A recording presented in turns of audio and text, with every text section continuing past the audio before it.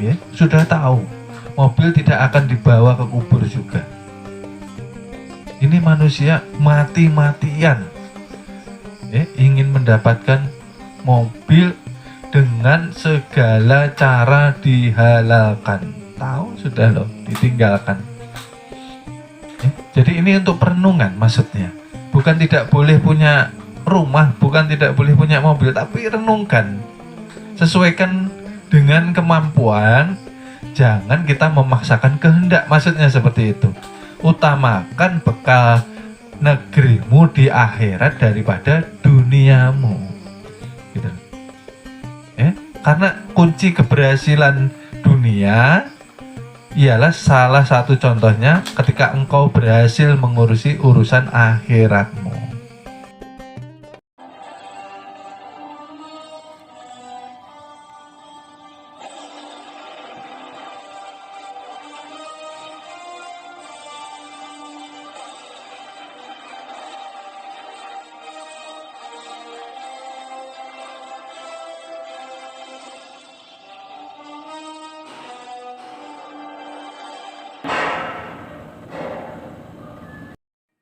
Kita ketika menyatakan cinta kepada junjungan Nabi besar kita harus memperbanyak sholawat.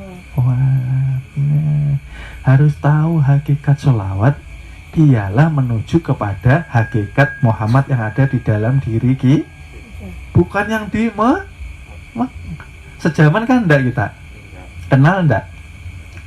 Bisakah kita sholawat? Yang sholawat siapa? Ayo. Yang sholawat itu ya hakikatnya ya Tuhan itu sendiri, memuji sifatnya sendiri. Hakikat Muhammad itu kan terpuji karena zahir daripada yang daripada nurullah, daripada kezahiran Tuhan itu itulah hakikat Muhammad. Jadi harus hati-hati gitu loh. Kita harus paham semuanya. Jangan sampai terjadi yang seperti itu tadi, Jangan sampai kita berzikir, kita yang merasa mau sampainya kapan?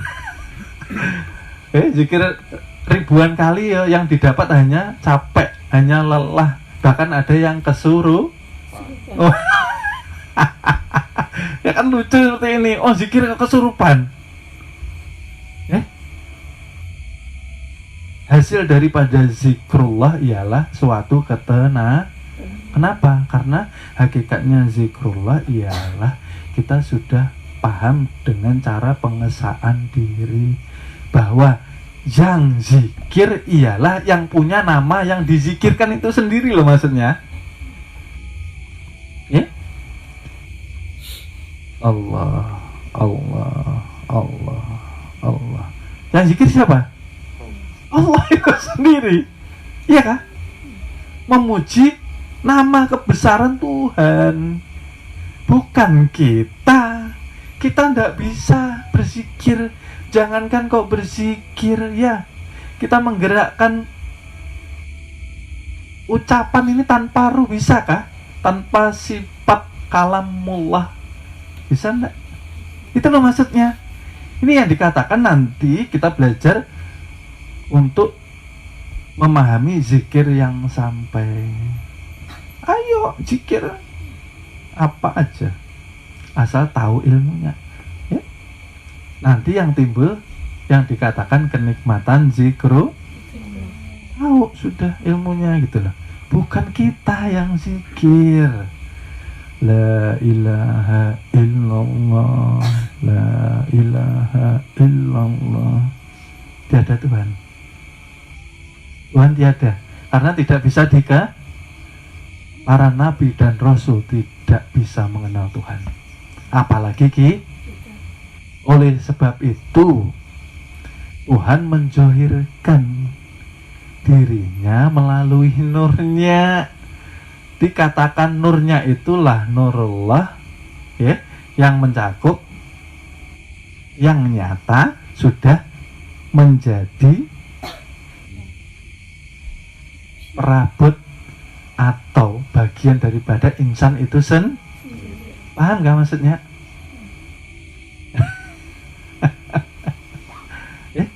Tuhan tidak ada maksudnya Tuhan itu sudah tidak bisa dikenal karena Laisa.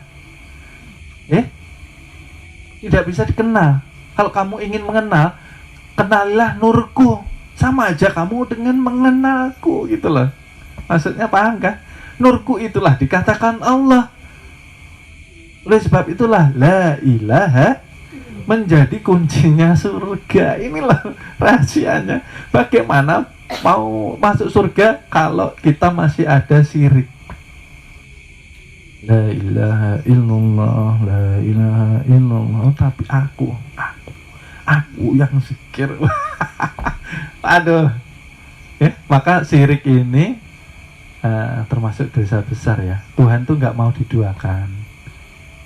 Oleh sebab itu kalau orang belajar ilmu kenal diri, ya, yang kemarin saya sampaikan ya, yang mungkin yang lupa saya ingatkan lagi. Belajar ilmu seperti ini, kalau orang Banjar katanya ya, dari bungel menjadi sampai dari bodoh belajar ini nah, sampai bagaimana caranya kita ini bodoh lagi. Kenapa? Karena kita tahu kita tidak bisa apa-apa. Kenapa kita mau dihormati? Kenapa mau disanjung? Kenapa mau dikatakan alim? Kenapa mau dikatakan guru? Kenapa bersorban? Kenapa berpenampilan yang berlebihan? Kenapa? Apa tujuannya? Tujuannya itu apa? Bahaya. Makanya ulama-ulama besar itu rawan. Rawan dari apa? Rawan oleh ujian yang namanya sanjungan. Bahaya. Tidak semua ulama itu masuk surga. Dia termasuk ulama apa dulu? Kalau ulama dunia yang dikejar apa? Jamaah. Bagaimana caranya mengumpulkan jamaah sebanyak-banyaknya? Yang dikejar apanya dari jamaah itu? Harta benda. Oh. Ya? Maksudnya apa sih kita cerita seperti ini? Supaya kita bisa menenggelamkan ego. Ini maksud saya. Manusia tidak ada yang pintar, manusia tidak ada yang cerdas, manusia tidak ada yang alim. Yang punya ilmu itu kan Tuhan. Makanya dikatakan hakikat guru kita ialah Muhammad yang Bisakah kita belajar tanpa ruh? Saya tanya. Gelar sehebat apapun, kiai kah, ustadz kah, itu kalau tidur dia masih berilmu atau enggak? Sebegitu mudahnya. Makanya hati-hati. Justru kita belajar ilmu mengenal diri, diharapkan kita semakin rendah hati, semakin kita tidak mau berdebat. Karena percuma ilmu ini kalau hanya untuk ilmu untuk diamalkan. Kalau ada orang mendebat kita berdiam, mengalah. Jangan kita tanggapi. Syekh Abdul Qadir berkata, bahwa ketika kita menghadapi orang pintar dengan satu dalil saja, orang pintar itu akan cepat sadar. Tapi kalau menjelaskan 1000 orang yang tidak paham hadis,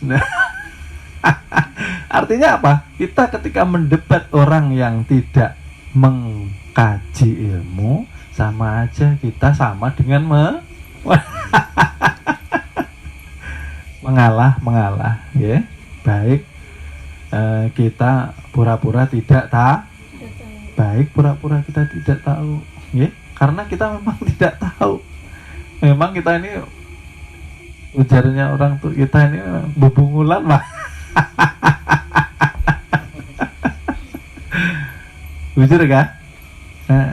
Kita kada berisi ilmu kalau kada berisi alim kada.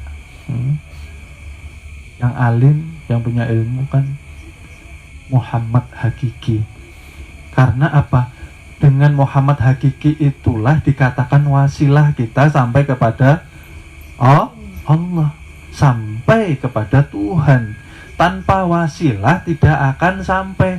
Jadi bagaimana ketika kita mau menuju kepada Tuhan, mau cari selamat kalau tidak tahu wasilahnya? Ya kan lucu. Wasilahnya nyata nih, nyata di mana?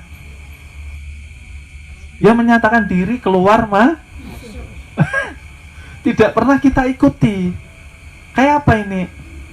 Kan perguruan mengajarkan, ya, selalu rasakan, ya, keluar masuk, tidak boleh dipaksa keluar, tidak boleh dipaksa masuk, tidak boleh ditahan, ya. Terus untuk zikirnya itu kan awalan saja maksudnya, ya. Setelah itu maksudnya seperti ini loh. Jangan sampai kita yang merasa zikir. Pahamkah? Tuhan yang sanggup berzikir itu, memuji kemuliaan namanya sendiri melalui Allah. Makanya saya katakan perguruan menjabarkan bahwa Allah bukan Tuhan. Yo, hati-hati. Begitu banyak di luar sana, mohon maaf ya, kita tidak merendahkan, cuman kita prihatin. Berapa banyak manusia hanya menyembah namanya. Ayo, Allah itu dianggap maka dikatakan jangan menyembah zatku, jangan menyembah sifatku, jangan menyembah namaku. Iya kah? Jangan sampai ke Allah saja, tidak sampai nanti. Kita harus sampai kepada yang punya nama, yang punya zat, Tuhannya zat Rabbul Izzati. Itulah maksudnya. Yang laisa. Hati-hati ya. Katakan Allah itu masih nurnya. Jangan berhenti di nurnya. Itu loh maksudnya. Betapa banyak yang di luar sana menyembah nama, kan kasihan. Ya. Lalu seperti apa penjelasan yang ini tadi? Penjelasan yang panjang lebar ini tadi, bahwa jangan sampai iman kita luntur hanya gara-gara kita tidak mau belajar. Dan jangan sampai kita pulang itu su'ul khotimah karena tidak beriman. Sehari 5 kali diingatkan. Ayo, kalau azan yang diingatkan apa? Pakai apa? Yang pertama membesarkan nama tuh. Yang kedua pakai apa? Iya kah? Yang dipanggil siapa? Yang sehari 5 kali Tuhan sudah mengingatkan. Ini dari kita belum lahir sampai kita nanti wafat, ya, azan ini terus akan berkuman untuk mengingatkan perjanjian kita di alam kesucian atau. Mohon maaf, akan kami lanjut ke episode berikutnya. Terima kasih. Mudah-mudahan kita mendapatkan keberkahan dengan wasilah junjungan Nabi besar Nabi Muhammad Sallallahu Alaihi Wasallam. Mudah-mudahan kita dikumpulkan di surga bersama junjungan Nabi besar kita Nabi Muhammad Sallallahu Alaihi Wasallam. Amin amin ya robbal alamin.